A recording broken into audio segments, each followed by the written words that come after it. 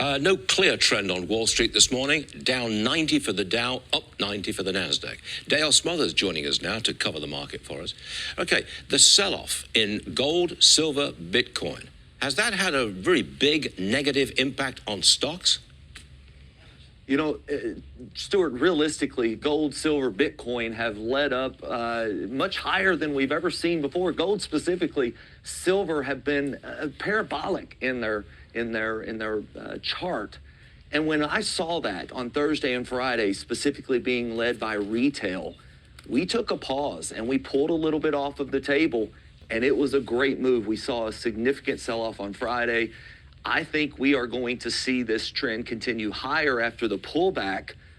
But the reality is gold, silver, and Bitcoin, you just better keep your eye on them, especially if you're a retail investor. I think discipline is the overall goal here. Okay, but last week when, as you say, silver was going parabolic and gold was at $5,600 an ounce, you're telling me that it was the retail, the little guy, if I can use that expression, they were the ones pushing the price up. Not the central banks, as they were a few months ago, but the little guy. That's exactly right. So the central banks took it higher.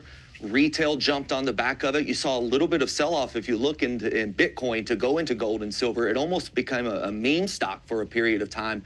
We saw that retail inflow and begin to get a little concerned about what we were seeing. That parabolic move, it just can't continue forever.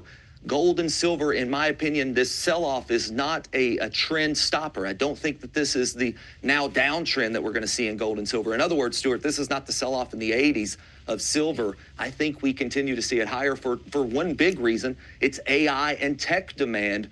We just saw Palantir with an all-time unbelievable earnings call. That's an opportunity in itself, but if you want to play it a little safer, perhaps gold and silver may be a good bet for you, even silver on the AI trade specifically. We are close to record highs on some of the indicators on Wall Street. What will stop us from reaching more new highs soon? You've got to watch AI infrastructure build out. That's one of the biggest known risks we have in 2026. The Middle Eastern conflict, goodness, that's one that could spark up in a moment. And we know that the new Fed chair, if appointed and approved by the Senate, Kevin Warsh, is likely going to do some things that are going to benefit Main Street. And that doesn't always benefit Wall Street, Stuart. We know this to be true. You know, in 08, there were some moves perhaps that were contrary to what actually took place. The reality is in 2026, we've got the Fed, we've got AI, and some unknown global conflict that could easily pull back the markets. Other than that, I think we've got a strong earnings season that we're in right now.